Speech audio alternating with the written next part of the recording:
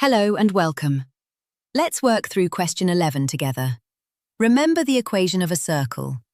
It is x minus a all squared plus y minus b all squared equals r squared, where a and b is the centre and r is the radius. Our centre is -2, 3, and the radius is 5. So we substitute a equals -2, b equals 3, and r equals 5. X minus -2 becomes x plus 2. And 5 squared is 25.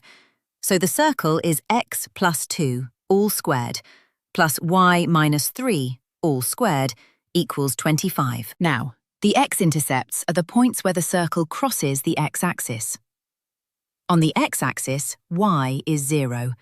So we set y equal to 0. Putting y equal to 0, we get x plus 2 all squared plus 0 minus 3 all squared equals 25. 0 minus 3 is -3, and -3 squared is 9.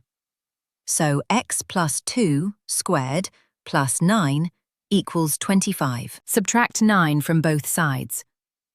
25 minus 9 is 16, so x plus 2 squared equals 16. Take the square root of both sides, and remember to include both the positive and the negative root. The square root of 16 is 4, so x plus 2 equals plus or minus 4. This gives two answers. Taking plus 4, x equals -2 plus 4, which is 2. Taking minus 4, x equals -2 minus 4, which is -6. So the circle cuts the x-axis at the points 2, 0 and -6, 0. Well done! That's question 11 complete.